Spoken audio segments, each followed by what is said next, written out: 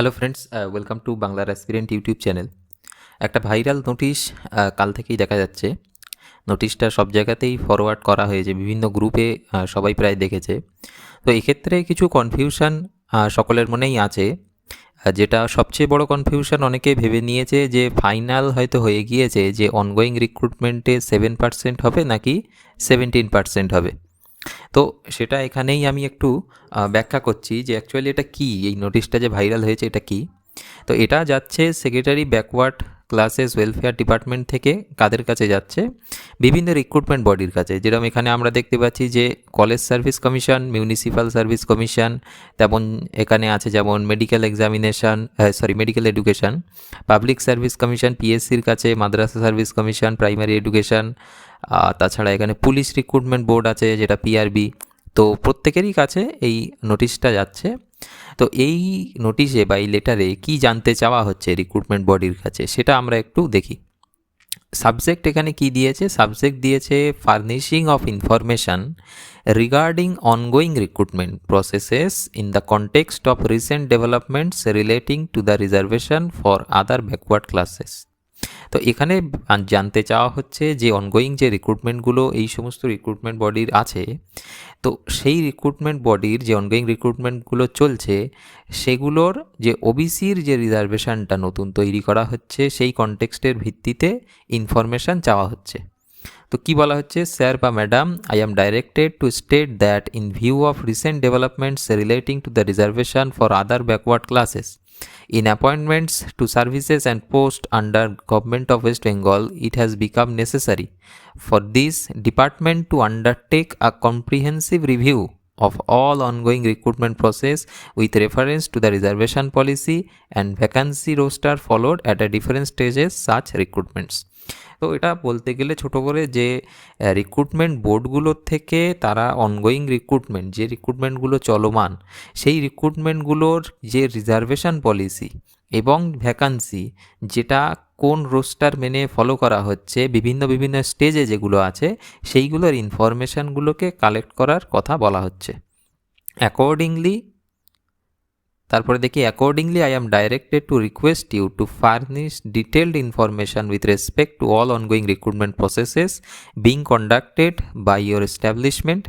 The information should include, কী কী information চাইছে? বলছে নেম অফ পোস্ট, যে রিক্রুটমেন্ট চলছে সেই পোস্টের নাম কি, দ্য নাম্বার অফ ভ্যাকান্সিস, কতটা ভ্যাকান্সি আছে, the date of publication of the recruitment, এটা খুব ইম্পর্টেন্ট যে কোন ডেটে রিক্রুটমেন্টগুলো পাবলিশ করা হয়েছে, যে অ্যাডভার্টাইজমেন্ট বা নোটিফিকেশানটা, অ্যান্ড দ্য প্রেজেন্ট স্টেজ, মানে কোন স্টেজে এই রিক্রুটমেন্টগুলো এই মুহূর্তে আছে, clearly indicating the dates of scrutiny, স্ক্রুটিনির date, screening of application, application স্ক্রিনিংয়ের ডেট, রিটেন এক্সামিনেশান যদি হয়ে থাকে তার ডেট, স্কিল টেস্ট যদি হয় সেটার ডেট, ইন্টারভিউ অথবা পার্সোনালিটি টেস্টের ডেট, প্রিপারেশান বা ফাইনালাইজেশন অফ সিলেকশন প্যানেল যদি হয়ে থাকে সেটারও ডেট। মানে প্রতিটা নিখুঁতভাবে তথ্য চাওয়া হচ্ছে। এখানে আমরা দেখতে পাচ্ছি যে কোন ডেটে নোটিফিকেশান বেরিয়েছে, তারপরে বলা হচ্ছে কোন স্টেজে রিক্রুটমেন্টগুলো আটকে আছে, তারপরে দেখা হচ্ছে যে স্ক্রুটিনি বা স্ক্রিনিং প্রসেস অ্যাপ্লিকেশানদের সেগুলো কোন সময় হয়েছে, রিটেন এক্সামিনেশান হয়ে গেছে কিনা, স্কিল টেস্টের ডেট, ইন্টারভিউ বা পার্সোনালিটি টেস্টের সম্বন্ধে জানা হচ্ছে, অথবা যদি ফাইনালাইজেশান বা প্রিপারেশান যদি হয়ে থাকে সিলেকশন প্যানেলের, সেটাও এখানে কিন্তু জানার বা তথ্য দেওয়ার কথা বলা হচ্ছে। এরপরে যেটা বলা হচ্ছে যে further in respect of each recruitment process it may kindly be indicated under which reservation policy. বলছে প্রত্যেকটা রিক্রুটমেন্ট যেটা চলছে সেটা কোন রিজার্ভেশন পলিসিতে চলছে, অ্যান্ড মডেল 100 পয়েন্ট রোস্টার, কোন মডেল 100 পয়েন্ট রোস্টারের ভিত্তিতে চলছে সেটা কিন্তু এখানে জানানোর কথা বলা হচ্ছে। এবার যেটা ইম্পর্টেন্ট, যেটা দেখে অনেকেই ভেবে নিচ্ছে যে বিশেষ বিশেষ কিছু রিক্রুটমেন্টে যে 17% আসবে কি 7% রিজার্ভেশন আসবে, সেটা অনেকে একটা ফাইনাল করে ফেলেছে। তো প্রথমেই বলে রাখি, এই লেটারে বা এই নোটিশে যেটা বলাই আছে, কোনো রকম ফাইনাল কিছু বলা নেই।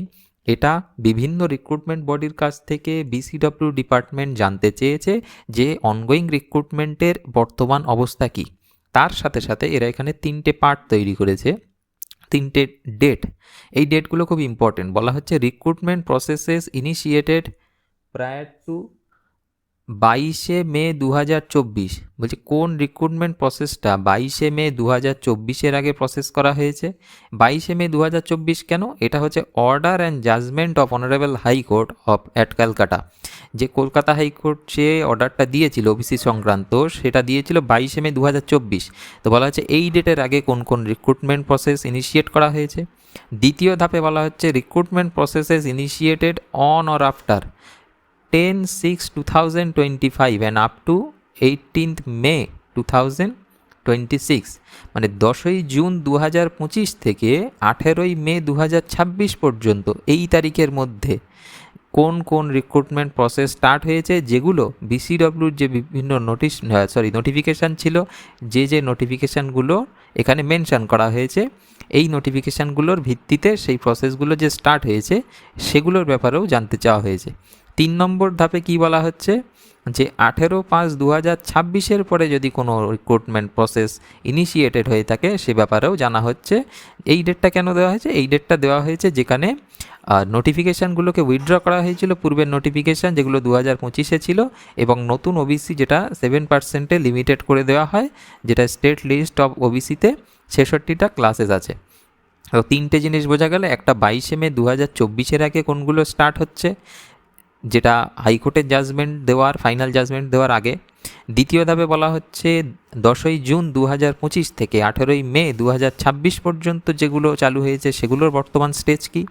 3 নম্বর বলা হচ্ছে যে রিক্রুটমেন্ট প্রসেসগুলো 18ই মে 2026 পরে দেওয়া হয়েছে সেগুলোর বর্তমান অবস্থা কী।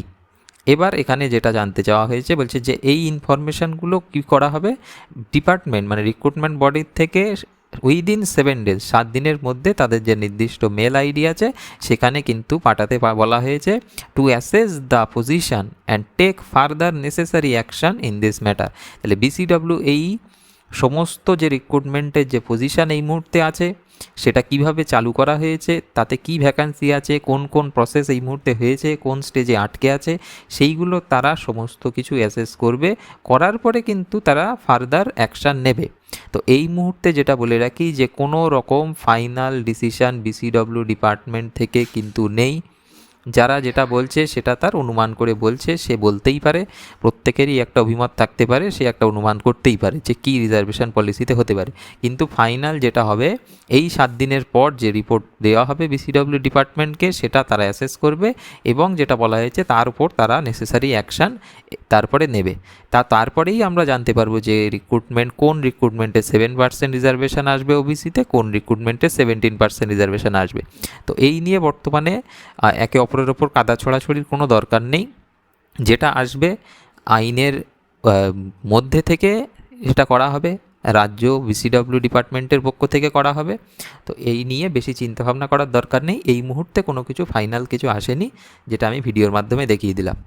তো ভিডিওটা ভালো লাগলে একটা লাইক করে দিও, আর চ্যানেলটা সাবস্ক্রাইব করে রেখো। পরবর্তী আপডেট যদি রিক্রুটমেন্টের প্রসেসের সম্পর্কে যা আসবে, যেটা গুরুত্বপূর্ণ আপডেট, আমি অবশ্যই দিয়ে দেবো।